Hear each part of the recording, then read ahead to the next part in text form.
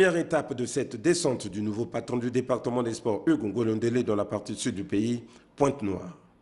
L'historique Franco-Anselmé s'est transformé en un garage exploité à des fins commerciales et la pelouse synthétique du complexe sportif de Pointe-Noire en pleine dégradation, faute d'entretien et surtout en raison de son utilisation excessive. Deuxième étape, Dolisie. Ici, le stade Denis Sassou Nguesso est en pleine réfection. L'architecte édifie le ministre Hugues Ngolondele et sa délégation.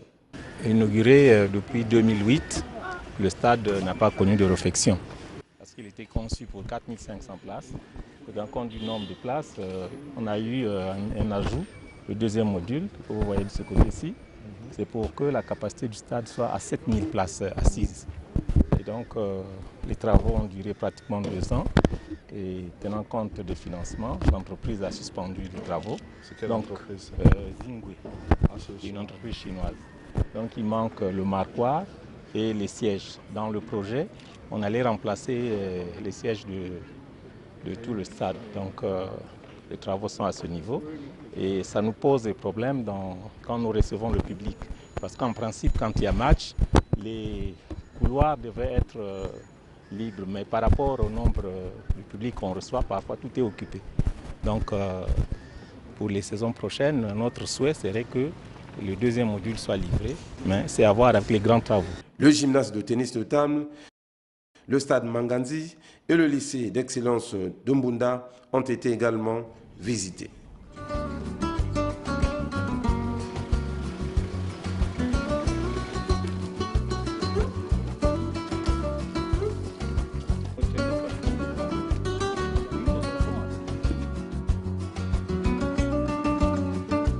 Troisième étape de cette descente du ministre Hugues Ngolondele, Sibiti.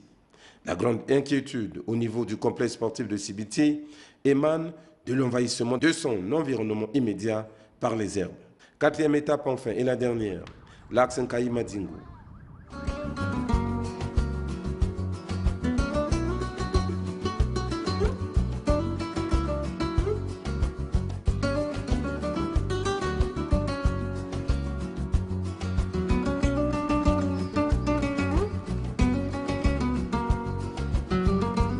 Au complexe sportif de Madingu, par exemple, c'est le grand satisfait en raison de la propreté qui y règne. Le préfet, Jules Moukalantoumou, ne dit pas le contraire. C'est nous-mêmes, les agents qui travaillent ici, ils veulent maintenir leur infrastructure dans un bon état. Et c'est pour cela que vous trouvez que aujourd'hui, le stade Madingu est dans un état vraiment tout à fait acceptable.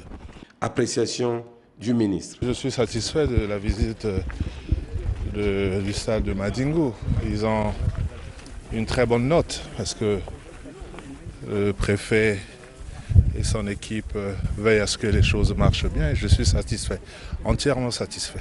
Ainsi, au terme de cette visite, des installations sportives, tant de la partie nord que de la partie sud du pays, le ministre Hugues Ngolondele tire les conclusions que voici. Le constat est amer, sauf cas exceptionnel à Sibiti et à Madingu, où on a plus ou moins trouvé les choses en bonne position, mais particulièrement à Madingu. Et le reste, il nous faudrait très rapidement réfléchir et trouver des solutions pour remettre déjà, ces espaces en bon état, et deuxièmement, les faire occuper, parce que ce sera là le travail du ministère et les fédérations, pour que ces stades soient occupés, parce que ces stades sont inoccupés, abandonnés. Aujourd'hui, le Congo serait la terre du football. Avec autant d'infrastructures, on devait avoir les meilleurs résultats au niveau de l'Afrique centrale et pourquoi pas de l'Afrique. Alors, c'est vouloir une chose et son contraire. On nous a donné des stades et puis nous faisons le contraire. Bon, j'espère que ce n'est pas congolais et qu'on trouvera des solutions pour faire en sorte que ce beau cadeau fait par le président de la République ne soit pas fait pour rien. Et vous voyez, c'est la désolation partout. Et ce n'est pas normal, après avoir investi autant de milliards, que nous, Congolais, puissions ne pas faire passer le temps à ce patrimoine.